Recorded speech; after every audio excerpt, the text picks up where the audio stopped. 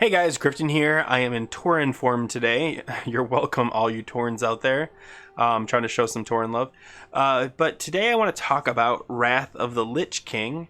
I know it might feel a little early for you guys to already be talking about Wrath, but for those of you trying to make a decision on whether you go with Druid or you switch to a new class, now is actually the perfect time because Phase 4...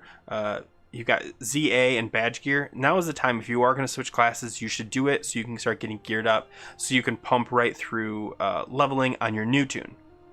Okay, so I'm going to try to be as honest as possible. I'm not going to... I'm biased because I am a druid, but I also want to be fair with you. If you don't think it's going to fit for you, move it into your alt category and pick a new main. No one's going to be mad at you. It'll be fine.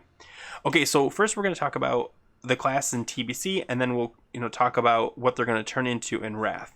So let's quickly go over TBC. So first you've got bear tanks, probably the best single target tank in the game. Definitely most survivability, especially in Sunwell, just because of the Sunwell changes got rid of not crits but crushing blows. So bears pretty much just take regular damage the whole time, and their dodge allows them to mitigate a lot of their damage. So they're really solid tank in TBC. Feral DPS. They are lacking. They're okay DPS. They're probably middle tier DPS. Not the biggest pumpers in the world. They still bring the same utility that every other druid does.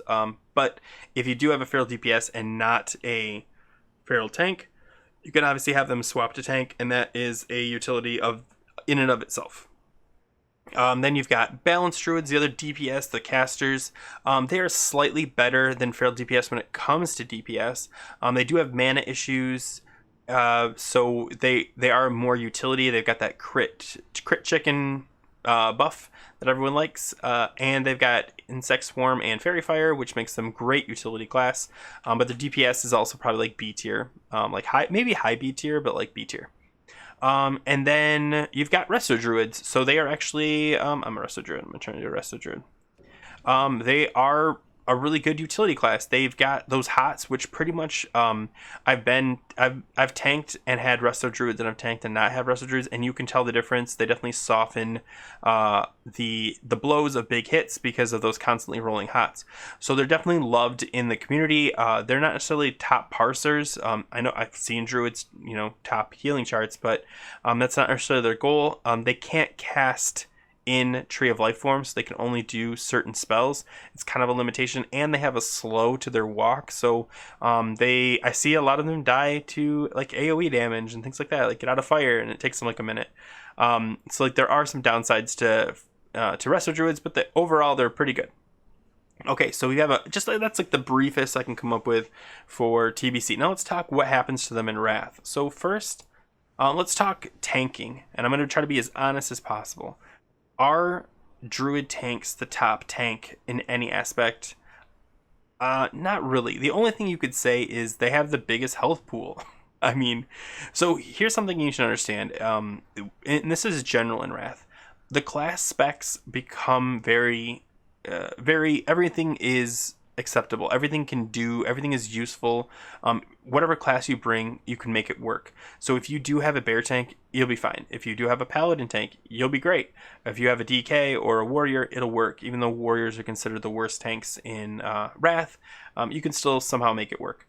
That being said, even with that, druids probably fall into second or third place behind paladins, and then probably behind DKs. And it's debatable. You could argue it might show up when we get enough people on Wrath, in the future, that druids do end up like edging out DKs in certain aspects of the game.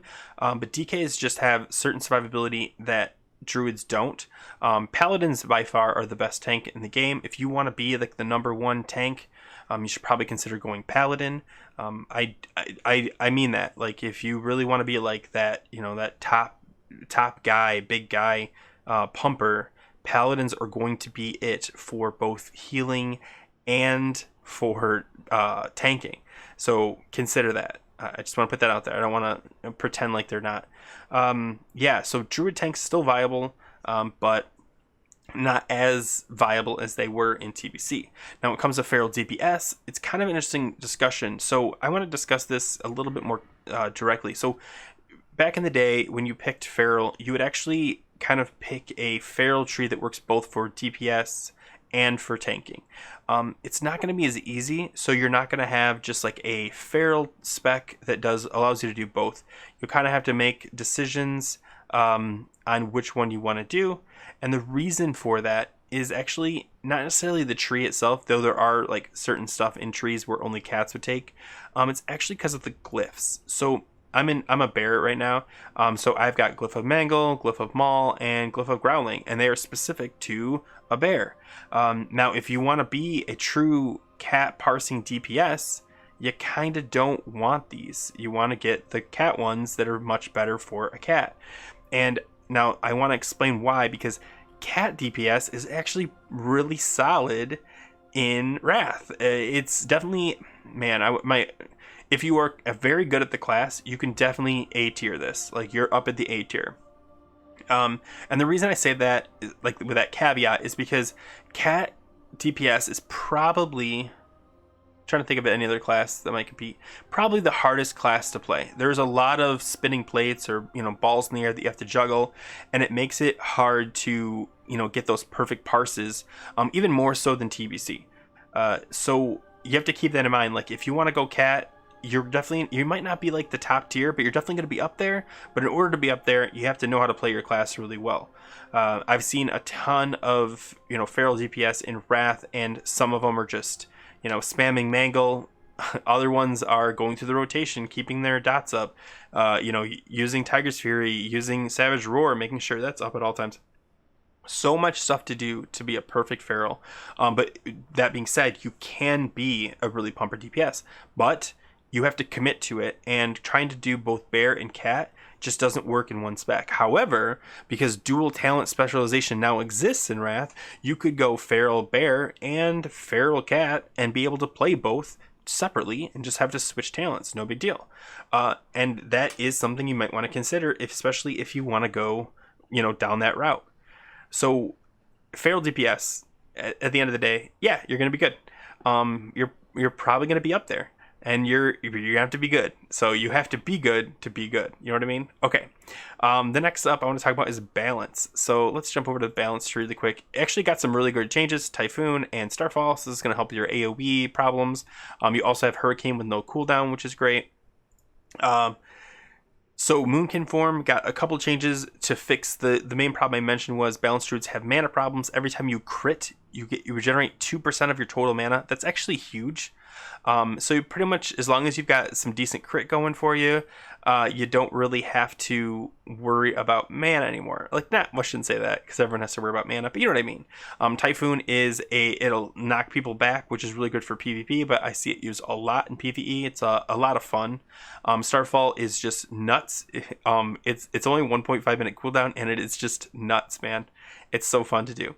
But yeah, they also bring the Insect Swarm, the Fairy Fire, all that good stuff. And I think Insect Swarm got slightly modified to actually benefit you. Yeah, if you have... It's complicated. I'm not going to go how balance changed, but it is a more active thing. You can't just cast you can just cast Starfire, but if you want to be the best at your class, just kind of like Feral Druid, you kind of have to maintain all the right things. So specifically Eclipse, it forces you to use Starfire and Wrath back and forth depending on which buff is up on your screen. I'm sure there's going to be some weak auras for that. So as far as DPS in general goes for Boomkin, they moved from B to A just like Feral. Now, who is the top of the two is very debatable. It's really going to come down to skill level at that point. But they definitely have improved DPS. I don't think anyone's going to dispute that. They both have moved up in their DPS. So if you're going balance and you're thinking like, hey, is balance going to be better? Yeah, it's going to be better for you. You are going to have better numbers, better everything. But yeah, and last but not least, Restoration. And I actually have a spec built up. Okay, so Restoration. So I'm very biased on this because when I played Wrath, I played a Resto Druid. So Wrath was like the dream come true that I always wanted. So let me back up and explain TBC. So you you were one of the classes that just cannot AoE heal in TBC. You've got Circle of Healing from Priests, you've got Chain Healing from Shaman, and they pretty much were the raid healers. In Wrath, you get a raid heal. I'm going to scroll down, and it's called Wealth Growth, and it is awesome. It's on a 6-second cooldown, no cast, which means you can run around in tree form, throwing rejuves everywhere, hitting people with regrowth, swift mending like crazy, because swift mend just requires one of the two, and just healing. It is so much fun. It's a very different playstyle than the other 3 classes, so if you're used to playing a paladin or a priest or even a shaman, it is a completely different world. I've played all 4 healing classes. Well, I've played all 5 healing classes, but it's its own thing. It is its own thing. So if you like your druid now, you will love it, in my opinion, better. As far as topping charts, you tend to not when you're raid healing. You can, but honestly, healers, I'm going to tell you this right now, you shouldn't be caring about topping charts. You should be caring about just overall healing. Just, is everyone surviving? Are we losing people? Blah, blah, blah. But if you are a parser, I don't know if Druid's going to be the one for you, because it's not about parsing. I will point out though that this is the regrowth, or not the regrowth, this is the wild growth spec. There is a different spec that focuses more on single target healing, and in the past I've actually used the single target when I was asked to tank heal. It's honestly not something a druid really should be doing. We've got priests are better at it, paladins are amazing at it. So yeah, having a resto druid tank heal, not necessarily the greatest thing, but you can do it. But it's a slightly different spec. You pick up naturalist, right? Naturalist. Let me check. Where'd I go? Naturalist. Oh yeah, reduced healing touch. You definitely put all 3 points in empowered touch.